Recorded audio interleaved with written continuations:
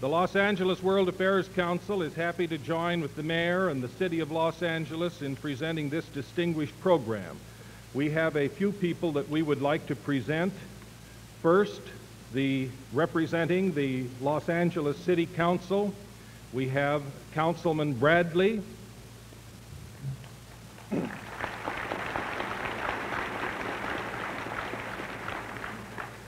Councilman Bernardi.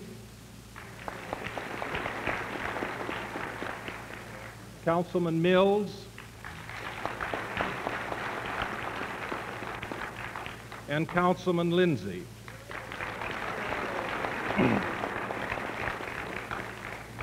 Representing the Board of Supervisors of Los Angeles County, Supervisor Hahn.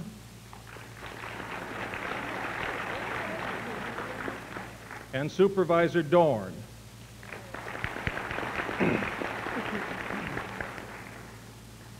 Two of the representatives of the local group affiliated with Dr. King are here. Reverend Marvin Robinson, who is president of the Western Christian Leadership Conference.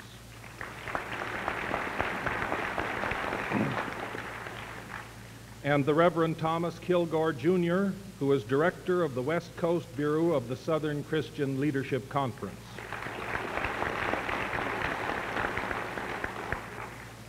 We're happy to welcome a very important man from the city of Los Angeles, the city comptroller, Mr. Charles Navarro.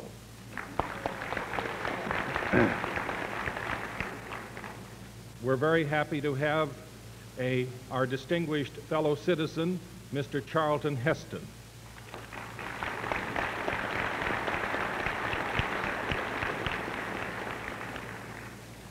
There are certain members of the Negro community in Los Angeles who have achieved an eminence in their respective fields that we would like to recognize on this occasion. These men are city commissioners of Los Angeles, and I should like them to stand. Reverend Ernest Anderson of the Civil Service Commission.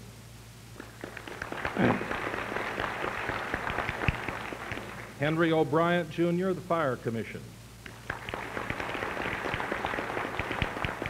Paul Williams of the Municipal Art Commission.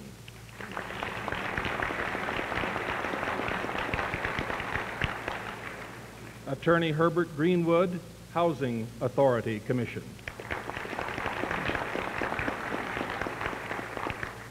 Edward Hawkins, Board of Public Works Commission.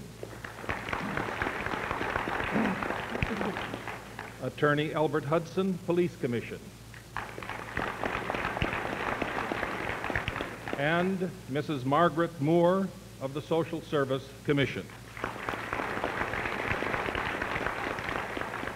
In recognizing these achievements, we of course do not wish to limit in any way the achievements of others, nor do we wish to indicate any preference among those in our head table. But we should like to proceed with the usual dispatch of the Los Angeles World Affairs Council and present at this time the chairman of the meeting today and the president of the World Affairs Council, Mr. Harold C. McClellan. Mr. McClellan.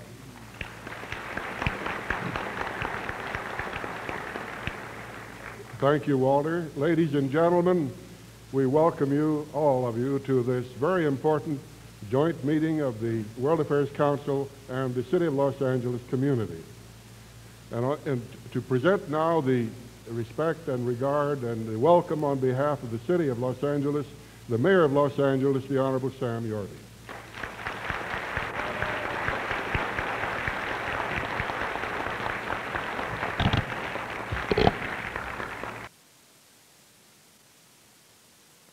Dr. King, on behalf of my fellow citizens, first of all, to congratulate you on the great honor that has come to you as a Nobel Prize winner.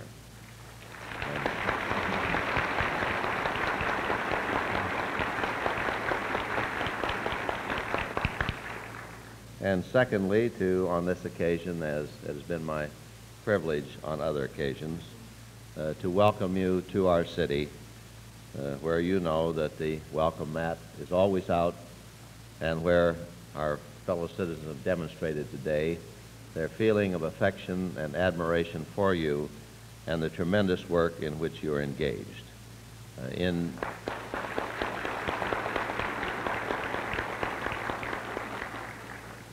In honor of your visit here today, as mayor of the city, I have officially declared this day to be Dr. Martin Luther King Jr. Day in Los Angeles.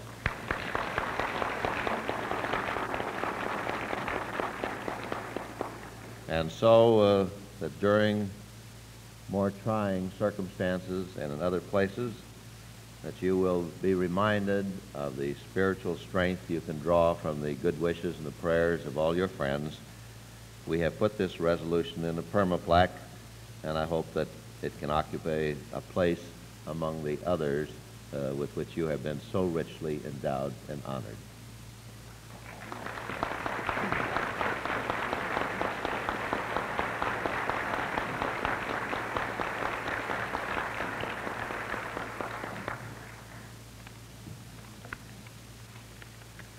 Ladies and gentlemen, the large attendance at this luncheon in itself attests to the fact that our honored guest and speaker today is well known. A simple reading of even an abbreviated form of Dr. King's biography reveals that he is not only well known, but that he is admired and respected by the citizens of many countries in all walks of life throughout the world.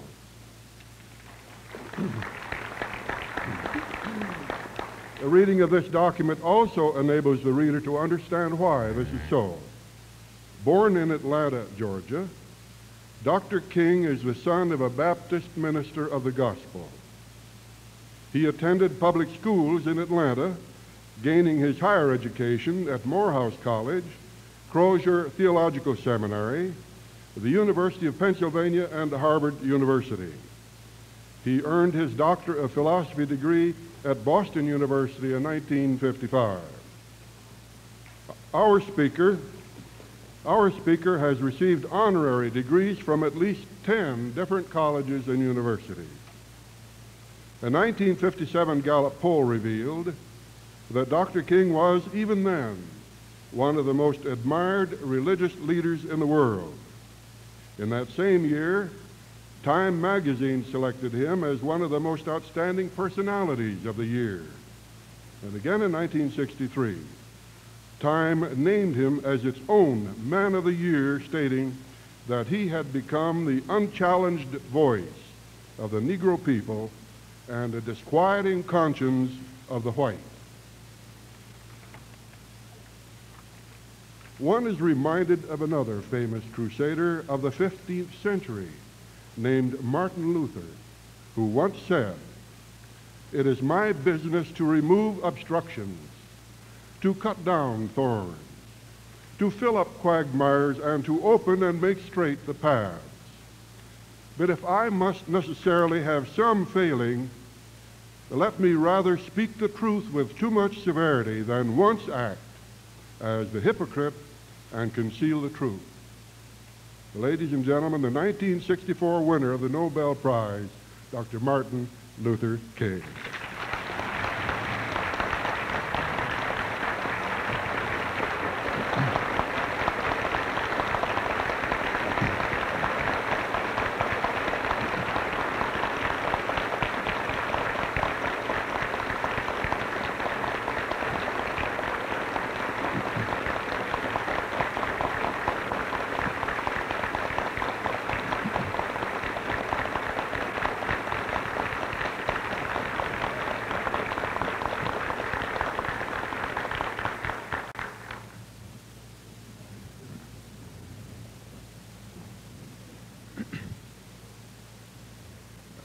Mr. McClellan, to the distinguished mayor of this great city, members of the city council, members of the county board of supervisors, officers and members of the Los Angeles World Affairs Council, ladies and gentlemen, I need not pause to say how very delighted and honored I am to have the privilege of coming once more to the great city of Los Angeles and to have the privilege of occupying this significant platform. And I certainly want to express my deep personal appreciation to the Los Angeles World Affairs Council for extending the invitation. And I want to express my deep gratitude to the mayor of Los Angeles and also the County Board of Supervisors for declaring yesterday and today Martin Luther King Days. I can assure you that the kind expressions of support that you have given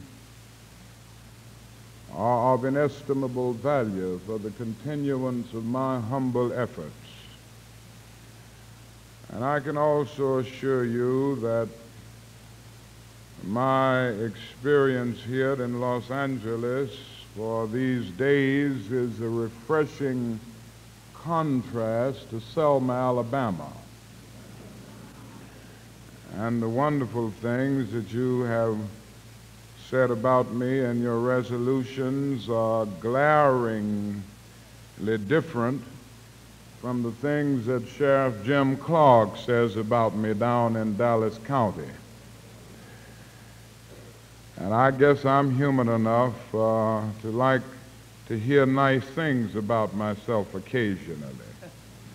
But in all seriousness, I'm grateful to you, and all of these expressions of support will give me renewed courage and vigor to carry on in the struggle and to make brotherhood and justice and peace realities in our nation and in our world. I've been trying to think about what I could say to this distinguished audience, and I can assure you that I have nothing new to say. Most of the things that I will say I have said before all over this nation, and I'm sure I've said them before in Los Angeles. But I say them because they are on my heart. I'd like to have you think with me this afternoon from the subject, the American dream. And I use this subject because America is essentially a dream yet unfulfilled. The substance of the dream is expressed in these great words from the Declaration of Independence. We hold these truths to be self-evident, that all men are created equal, that they are endowed by their Creator with certain inalienable rights, that among these are life, liberty, and the pursuit of happiness. Now, the first thing we notice in this dream is an amazing universalism. It does not say some men, it says all men. It doesn't say all white men. It says all men, which includes black men. It doesn't say all Gentiles. It says all men, which includes Jews.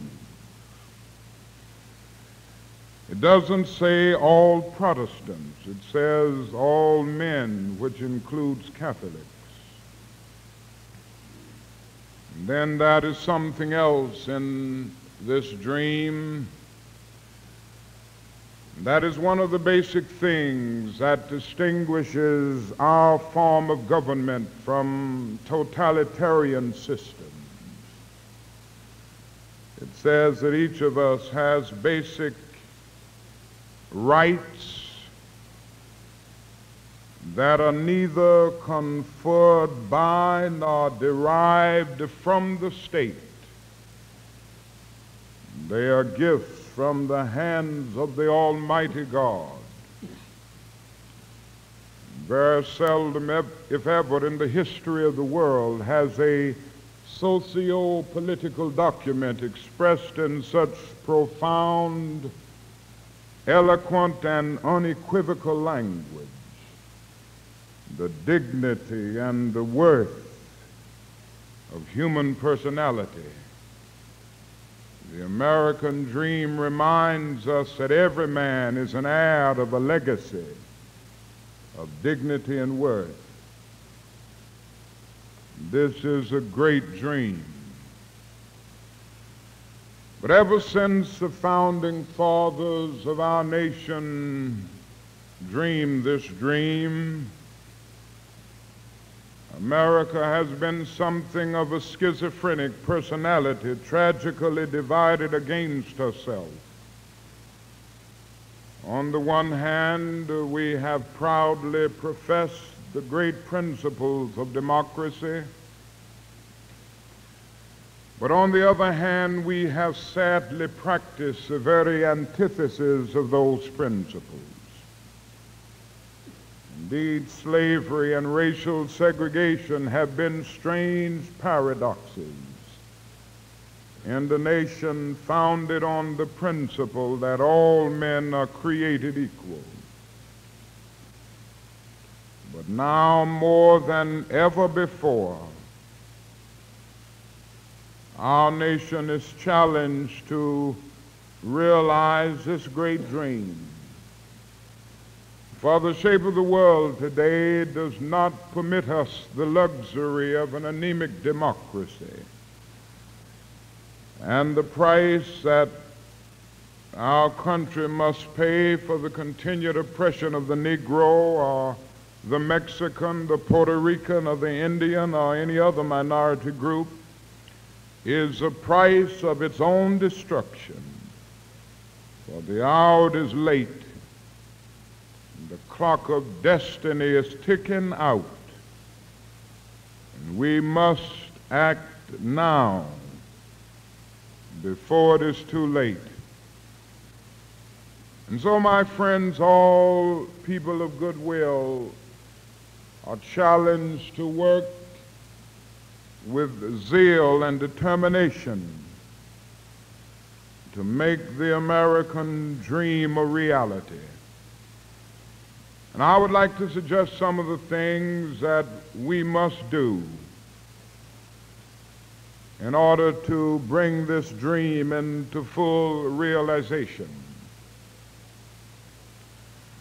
I would like to start on the world scale by saying that if the American dream is to become a reality, we must somehow have a vision and a determination to make the world dream for brotherhood a reality. In other words, we must have a world perspective. There can be no gainsaying of the fact that the world in which we live is geographically one. And now we are challenged to make it one in terms of brotherhood. Now it is true that the geographical oneness of our age has come into being to a large extent because of man's scientific ingenuity. Through our scientific genius, we have been able to dwarf distance and place time in chains. And our jet planes have compressed into minutes distances that once took days and even weeks. I think Bob Hope has adequately described this new jet age in which we live. He said it is an age in which it is possible to take a non-stop flight from Los Angeles to New York, a distance of almost 3,000 miles, and if on taking off in Los Angeles you develop hiccups, you will hick in Los Angeles and cup in New York City. You know, it is true because of the time difference to take a flight from Tokyo, Japan on Sunday morning and arrive in Seattle, Washington on the preceding Saturday night, and when your friends meet you at the airport and ask when you left Tokyo, you will have to say, "I left tomorrow." Now, this is a bit humorous, but I'm trying to laugh a basic fact into all of us, and it is simply this, that through our scientific and technological genius, we have made of this world a neighborhood. And now, through our moral and ethical commitment, we must make of it a brotherhood. We must all learn to live together as brothers, or we will all perish together as fools. And this is a great challenge facing mankind. No individual can live alone. No nation can live alone. We are tied together. Some years ago, Mrs. King and I had the privilege of journeying to that great country known as India. I never will forget the experience. It was a great experience to talk with and meet the great leaders of India, and to talk with hundreds and thousands of people all over the cities and villages of that vast country. And certainly these experiences will remain dear to me as long as the cords of memory shall lengthen.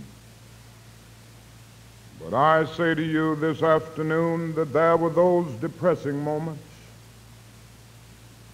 How can one avoid being depressed when he sees with his own eyes evidences of millions of people going to bed hungry at night? How can one avoid being depressed when he sees with his own eyes millions of people sleeping on the sidewalks at night? They have no beds to sleep in. They have no houses to go in. More than 1 million people sleep on the sidewalks of Bombay every night. More than 600,000 sleep on the sidewalks of Calcutta every night. How can one avoid being depressed when he discovers that out of India's population of more than 400 million people, some 370 million make an annual income of less than $80 a year, and most of these people have never seen a doctor or a dentist? As I noticed these conditions, something within me cried out, can we in America stand idly by and not be concerned? And an answer came, oh no. Because the destiny of the United States is tied up with the destiny of India and every other nation. And I started thinking about the fact that we spend millions of dollars a day to store surplus food in our country. And I said to myself, I know where we can store that food free of charge. In the wrinkled stomachs of the millions of God's children in Asia and Africa and South America, and even in our own country, who go to bed hungry at night. All I'm saying is simply this, that all life is interrelated. We are caught somehow in a single garment of destiny, caught in an inescapable network of mutuality. And whatever affects one directly, it affects all indirectly. For some strange reason, I can never be what I ought to be until you are what you ought to be, and you can never be what you ought to be until I am what I ought to be. This is the interrelated structure of reality. John Donne caught it years ago and placed it in graphic terms. No man is an island entire of itself. Every man is a piece of the continent, a part of the main. And he goes on toward the end to say, any man's death diminishes me because I'm involved in mankind. Therefore never sin to know for whom the bell tolls. It tolls for thee. And I think we must see this and live by this if the American dream is to become a reality. The second thing that I would like to mention is this,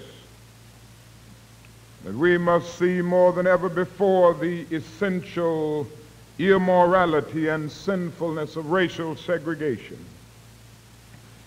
Segregation is not only politically unsound. Segregation is not only sociologically untenable. It is morally wrong and sinful. Whether it is segregation in the public schools, whether it is segregation in recreational facilities, whether it is segregation in housing, whether it is segregation in the Christian church, segregation is an evil force which a healthy society will remove.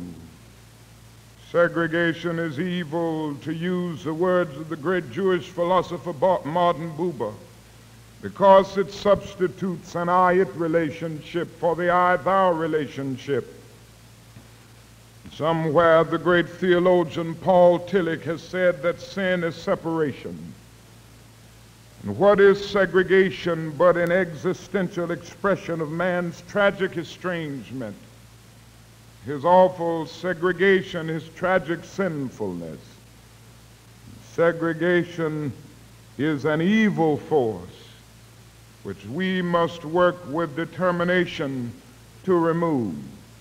I remember on that same trip when I was in India, one afternoon I went down to speak in the southern part of India in a school that was attended by and large by young boys and girls who were the children of former untouchables. And I remember that afternoon that the principal got up to introduce me. And as he came to the end of his introduction, he said, I would like to present to you a fellow untouchable from the United States of America. And for the moment I was peeved, I was shocked that I would be introduced as an untouchable. But pretty soon my mind ran back across to America. And I started thinking about the fact that there were so many places that I couldn't go because of the color of my skin. I started thinking about the fact that my 20 million brothers and sisters in the Negro community of America are still at the bottom of the economic ladder, deprived of adequate housing conditions, unable to live in numerous neighborhoods because of the color of their skin. I started thinking about the fact that my little children were still judged on the basis of the color of their skin rather than the content of their character. And I had to say to myself, I am an untouchable, and every Negro in the United States is an untouchable. And segregation is evil and sinful because it stigmatizes the segregated as an untouchable in a caste system. And this is why I'm convinced that we have a moral edict, a moral mandate to work to get rid of this unjust and evil system. And we must make it clear all over America that we are through with segregation now, henceforth, and forevermore, if the American dream is to be a reality.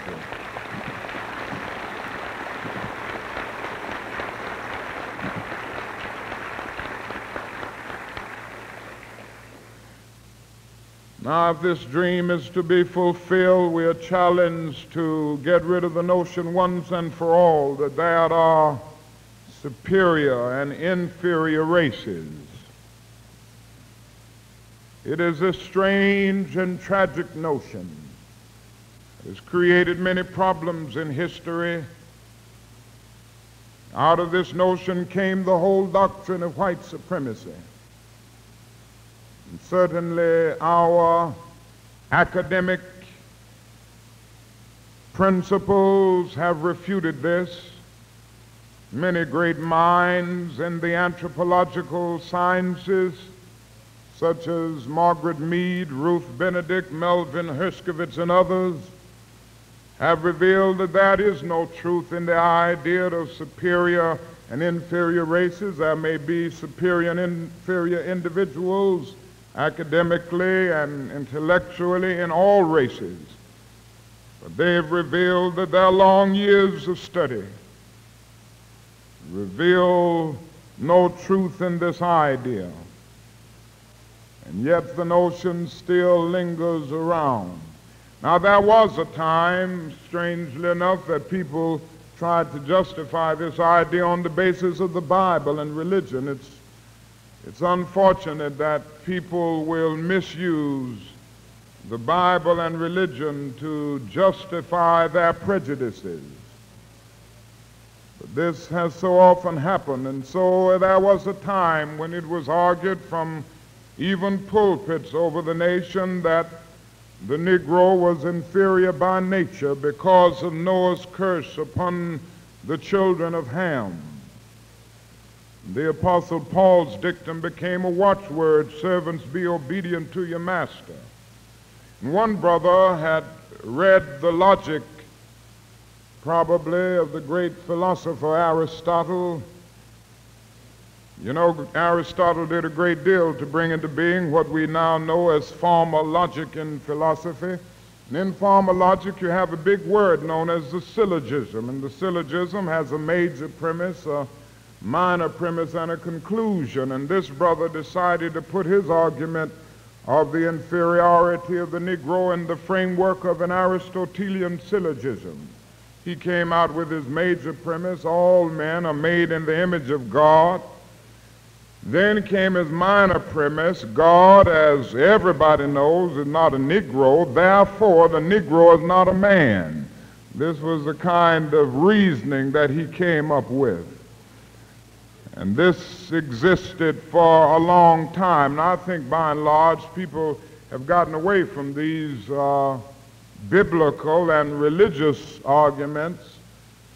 Of course, not all together, because I read just the other day that one of our white brothers down in Mississippi said that God was a charter member of the White Citizens Council. But on the whole, I think we've gotten away from this. Now the arguments are placed on cultural and subtle sociological grounds. The Negro is not culturally ready for integration, they argue. And then they go on to say the Negro, if you integrate the schools and other areas of life, the Negro will pull the white race back a generation. And then comes the other argument, the Negro is a criminal, you see. He has the highest crime rate in any city. And the arguments go on ad infinitum. The individuals who project these arguments never go on to say If there are lagging standards in the Negro community, and there certainly are, they lag because of segregation and discrimination. Criminal responses are environmental and not racial. Economic deprivation, social isolation, poverty, and ignorance breed crime, whatever the racial group may be. And it is a torturous logic to use the tragic results of segregation as an argument for the continuation of it. It is necessary to go back to the causal root.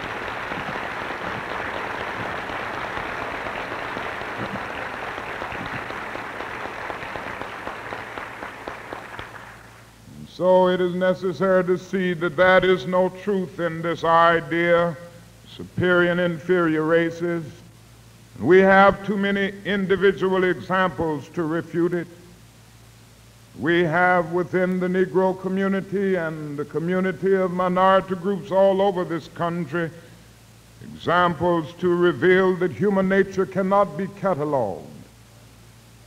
There are many individuals who have walked through the long night of oppression, and yet they've risen up to plunge against cloud-filled nights of affliction, new and blazing stars of inspiration.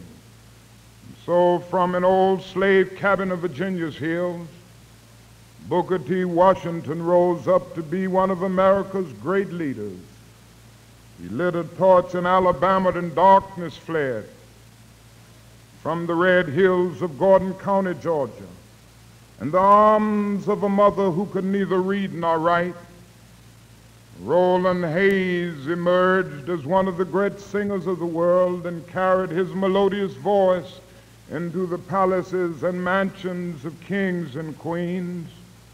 From crippling, poverty-stricken circumstances of Philadelphia, Pennsylvania, Marian Anderson rose up to be the world's greatest contralto, so that Toscanini could say that a voice like this comes only once in a century, and Sibelius of Finland could cry out, "My roof is too low for such a voice." From crippling slavery surrounded circumstances, George Washington Carver rose up to carve for himself an imperishable niche in the annals of science. There was a star in the diplomatic sky. Then came Ralph Bunche, the grandson of a slave preacher, and reached up and grabbed it and allowed it to shine in his life with all of its radiant beauty. These are just a few examples of individuals who've come to justify the conviction of the poet. Fleecy locks and black complexion cannot forfeit nature's claim. Skin may differ, but affection dwells in black and white the same. Were I so tall as to reach the pole, or to grasp the ocean at a span, I must be measured by my soul. The mind is the standard of the man, and so we are challenged.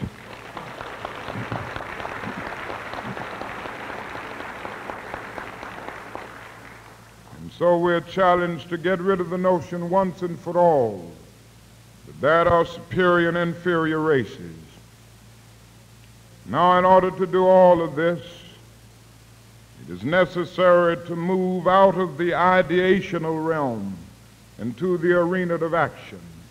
If the American dream is to become a reality, we must see the necessity of developing massive action programs to get rid of the last vestiges of segregation and discrimination.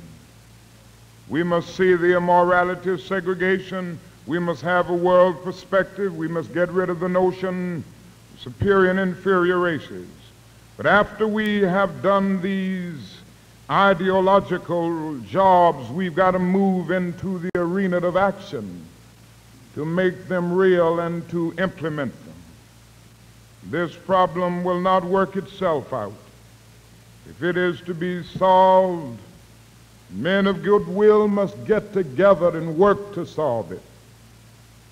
Now we've got to get rid of two false notions that continue to get around our society. These notions are disseminated all around. They are myths that must be refuted. If we are to develop a powerful action program, one is the myth of time. You've heard this. It is the idea that only time can solve the problem. And there are still those who criticize those of us who are on the front lines of battle, so to speak, and our allies in the white community. They say you're pushing things too fast. They say you ought to cool off and just wait on time. Just be nice and patient and continue to pray, and in 100 or 200 years the problem will work itself out. We still hear this myth of time. I think that is an answer to this myth. It is that time is neutral. It can be used either constructively or destructively. And I am absolutely convinced, my friends, that the forces of ill will in our nation, the extreme rightists of our nation, the forces committed to negative ends of our nation, have used time much more effectively than the forces of goodwill. And it may well be that we will have to repent in this generation, not merely for the vitriolic words and the violent actions of the bad people who will bomb a church in Birmingham, Alabama, but for the appalling silence and indifference of the good people who sit around and say, wait on time. Somewhere we must come to see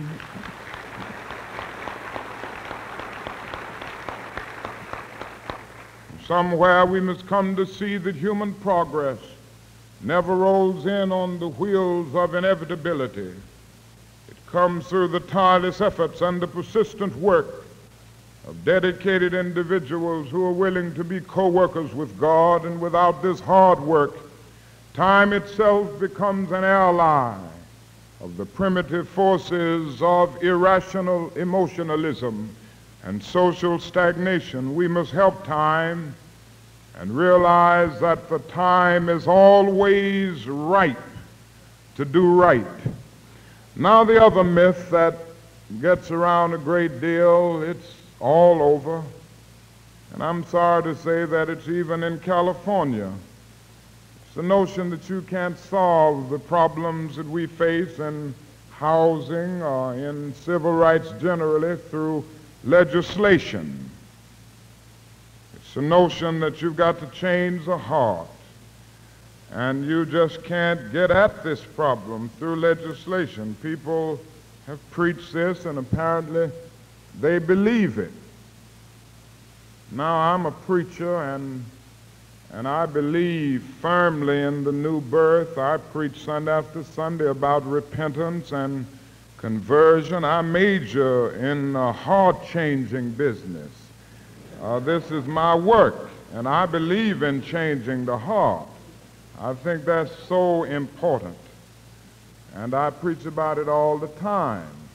And I do think if we're going to ultimately solve the problem of human relations, we've got to change the heart, and we've got to bring men and women to the point that they are not only obedient to that which can be enforced by the law, but that they rise to the majestic heights of being obedient to the unenforceable. I realize all of this.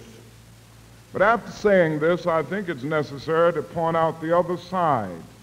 It may be true that morality cannot be legislated, but behavior can be regulated. It may be true that the law can't change the heart, but it can restrain the heartless. It may be true that the law can make a man love me, but it can restrain him from lynching me, and I think that's pretty important also.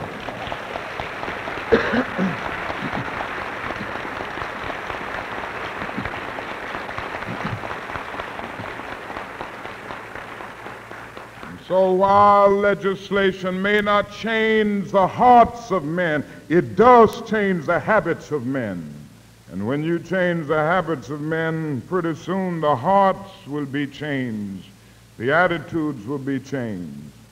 And it is necessary to see that we still need creative, meaningful civil rights legislation on the federal level and also on the state level.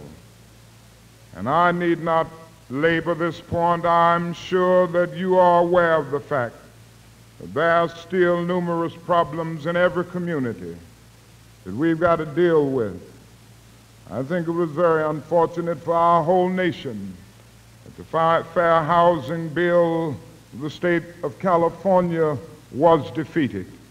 But somehow, if we can't learn to live together in neighborhoods, if we can't come to the point of really having integrated housing, we are a long, long way for the realization of the American dream. And we've got to be honest with ourselves. The prejudices in our society, both north and south, are still deep-rooted. And we must not overlook the fact that that is a need to work through massive action programs and educational channels to remove these prejudices all over our land. Now, in this action program, I want to mention briefly the need to support the effort to gain the right to vote for Negroes all over this land, but particularly in the South and the Black Belt counties. As you know, we are working now in Selma, Alabama, getting ready to move in other Black Belt counties all over that state. And oh, if I would tell you some of the experiences that we've had, you would hardly believe it.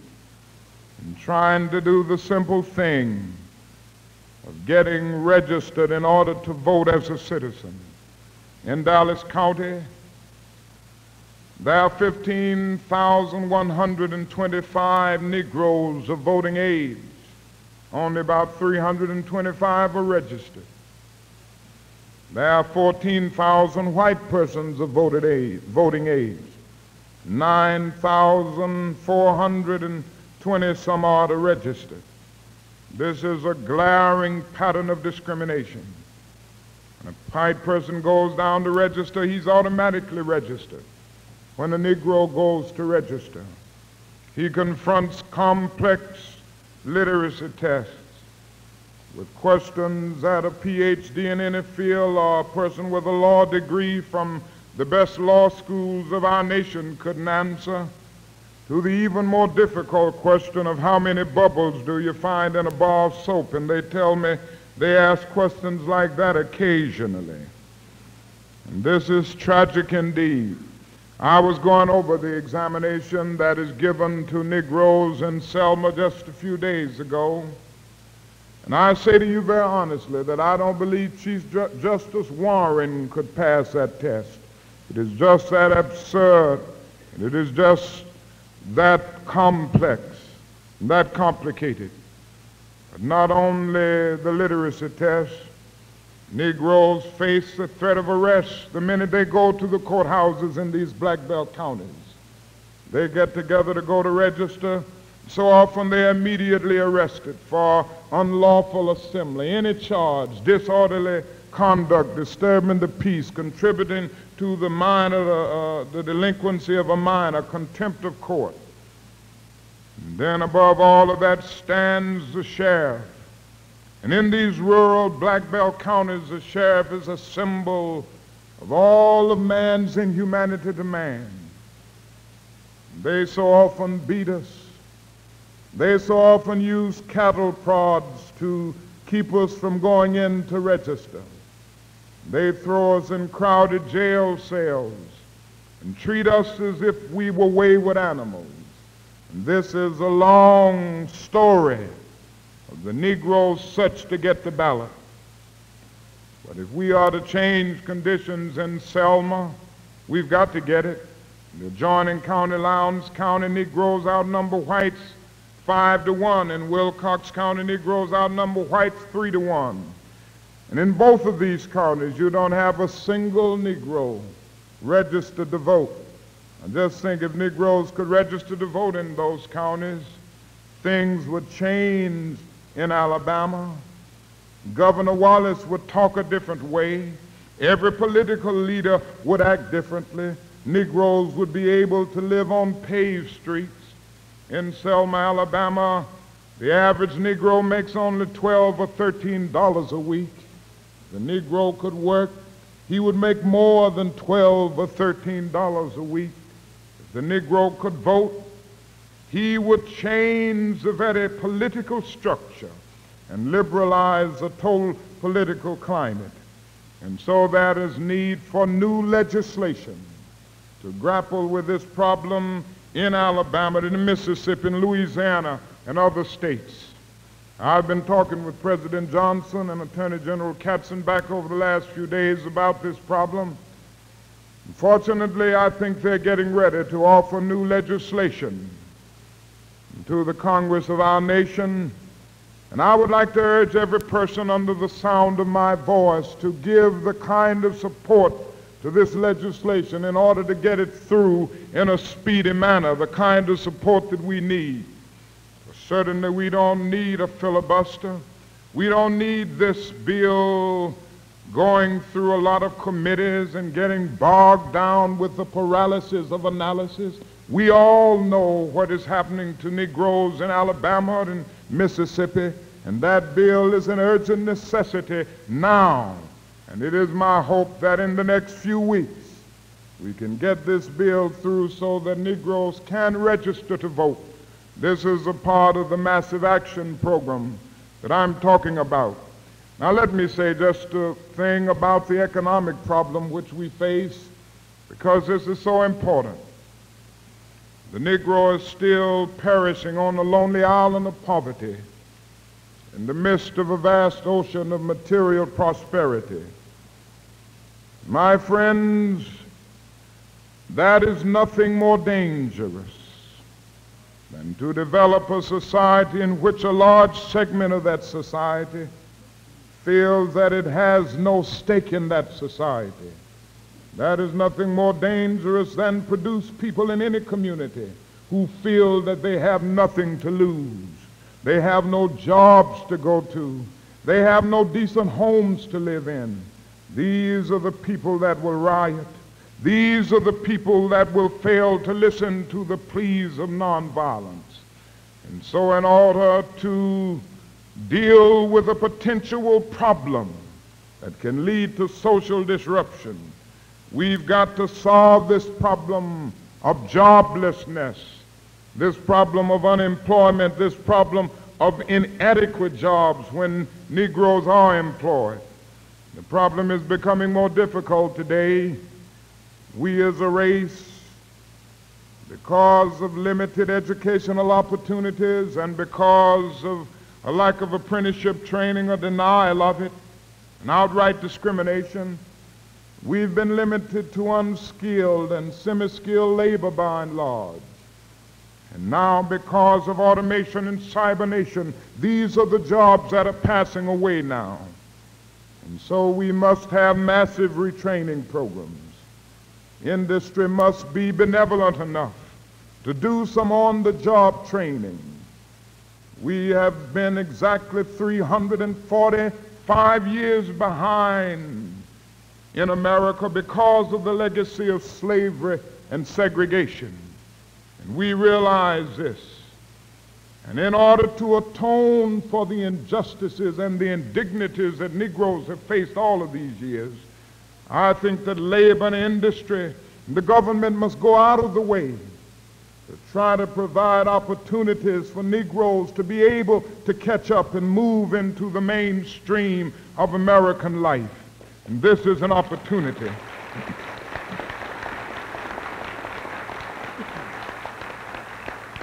I think if we are given, we don't want any job that we can't handle, but we don't want to be told that we can't learn how to do the job.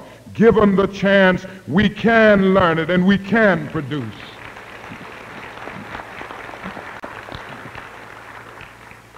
The other thing is we've got to stand up on the question of the administration of justice. Just this morning, Judge Cox, a federal judge in Mississippi, dismissed the felonious charges against the men who had been indicted for the brutal murder of 3 civil rights workers down in Mississippi. Oh, how shameful this is. Mississippi continues to destroy the image of our nation. Mississippi continues to make it clear that the life of a Negro means absolutely nothing. Mississippi continues to engage in the most tragic miscarriage of justice. When this came across the wire services this morning, I said to myself, how long will the people of goodwill of America continue to allow this kind of thing to take place in our country? How long will the federal government continue to allow Mississippi to trample over the rights of its Negro citizens with iron feet of oppression and injustice? And I think the time has come now for all of us to get together in a sort of grand alliance to try to prod the conscience of the business community of Mississippi. I think the time has come now, since Mississippi doesn't plan to do right, to bring about the kind of economic pressure on that state that will cause the business and industrial leaders to see that if they are going to get new industries there, they've got to do something about the rights of Negroes. In other words, I think the hour has come for an economic boycott of Mississippi products in order to see it.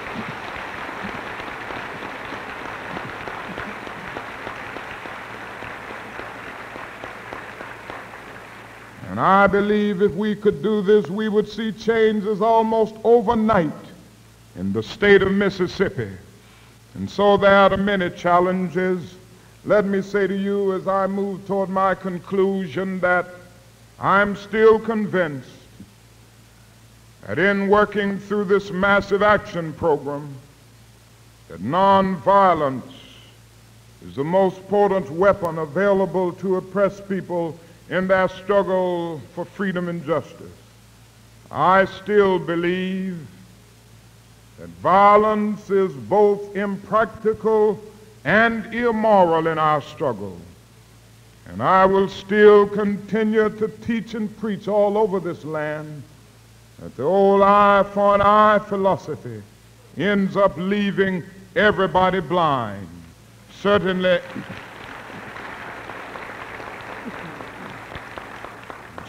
we must work passionately and unrelentingly for first-class citizenship. We can't let up. But I'm more convinced than ever before that we must not use second-class methods to gain it. And I believe if the Negro succumbs to the temptation of using violence in his struggle, unborn generations will be the recipients of a long and desolate night of bitterness. And our chief legacy to the future will be an endless reign of meaningless chaos. But thank God that is another way, a way as old as the insights of Jesus of Nazareth, and as modern as the techniques of Mohandas K. Gandhi. And I believe by mobilizing ourselves into mass nonviolent action, we can rise from dark yesterdays into bright tomorrows. And more than ever, I'm also convinced that love is the answer. Hatred, again, is a cancer which destroys the hater as well as the hated. Many of the psychiatrists and psychologists are telling us now that many of the strange things that happen in the subconscious, many of the inner conflicts are rooted in hate. And they are saying, love or perish. And it is a wonderful thing to have a method of struggle where it is possible to struggle with determination, courage, and zeal, and yet not hate the perpetrators of the unjust system. And so, however difficult it has been in our best moments, we have been able to stand before our most violent oppressions and say in substance, we will match your capacity to inflict suffering, by our capacity to endure suffering. We will meet your physical force with soul force. Do to us what you will, and we will still love you. We cannot in all good conscience obey your unjust laws, because non-cooperation with evil is as much a moral obligation as is cooperation with good. And so throw us in jail, and as difficult as it is, we will still love you. Yes, threaten our children and bomb our homes, and we will still love you. Send your hooded perpetrators of violence into our communities at the midnight hours and drag us out on some wayside road and beat us and leave us half dead, and as difficult as it is, we will still love you. But be ye assured that we will wear you down by our capacity to suffer, and one day we will win our freedom. But we will not only win freedom for ourselves, we will so appeal to your heart and your conscience that we will win you in the process, and our victory will be a double victory. This is a nonviolent message, and it will also help us to go into the new age which is emerging with the right attitude. We will not go in to rise from a position of disadvantage to one of advantage, thereby subverting justice. We will not substitute one tyranny for another, but we will know that a doctrine of black supremacy is as evil as a doctrine of white supremacy, and that God is not interested merely in the freedom of black men and brown men and yellow men, but God is interested in the freedom of the whole human race and the creation of a society where all men will live together as brothers, and every man will respect the dignity and the worth of human personality. And so by working this way, I believe that we will be able to build that better nation and reach that brighter day. And may I say to you that I believe somehow that we will get there. I still have faith in America, and I still love America, and I believe that in spite of the difficulties ahead, we are going to solve this problem. Oh, I know that before the victory is won, some of us will have to get scarred up a bit. Before the victory for brotherhood is won, some more will be thrown into crowded and depressing jail cells. Before the victory is won, some more will be called bad names. Some will be called Reds and Communists simply because they believe in the brotherhood of man. Before the victory is won, somebody else, maybe like a Medgar Evers, will have to face physical death. Physical death is the price that some must pay to free their white brothers and their children from a permanent death of the spirit. Then nothing can be more redemptive. And so I believe firmly that in spite of the difficulties, in spite of the frustrating moments, and we still have them, in spite of the tensions of this hour, we will realize the American dream. And I believe this because the arc of the moral universe is long, but it bends toward justice. We will solve this problem because Carlyle is right. No lie can live forever. We will solve this problem because William Cullen Bryant is right. Truth-crushed earth will rise again. We will get there because there is something in the very structure of the cosmos which justifies James Russell Lowell in saying, truth forever on the scaffold, wrong forever on the throne. Yet that scaffold sways the future, and behind the dim unknown standeth God within the shadow, keeping watch above his own. With this faith, we will be able to hew out of the mountain of despair a stone of hope. With this faith, we will be able to transform the jangling discords of our nation into a beautiful symphony of brotherhood. With this faith, we will be able to speed up the day In the words of prophecy, every valley shall be exalted, and every mountain and hill shall be made low. The rough places will be made plain, and the crooked places straight. And the glory of the Lord shall be revealed, and all flesh shall see it together. This will be a great day. This will be that glad day, as I've said so often, when all of God's children, Jews and Gentiles, black men and white men, Protestants and Catholics, will be able to join hands and sing in the words of the old Negro spiritual, free at last, free at last. Thank God Almighty, we are free at last.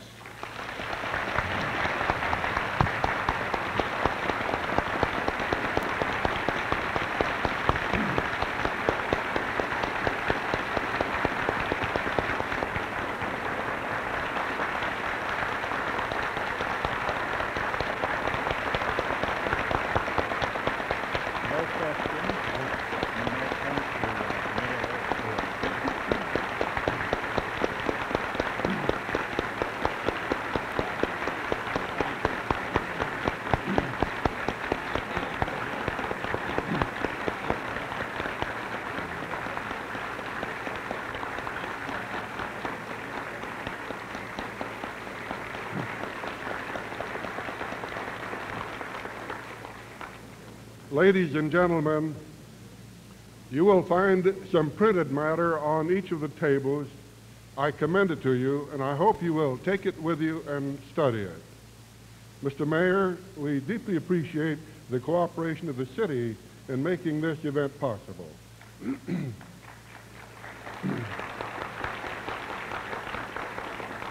And Dr. King, there is no need for me to explain to you how well your message has been received by this audience. Now, ladies and gentlemen, as we adjourn, will you all please rise once more and give this man another ovation?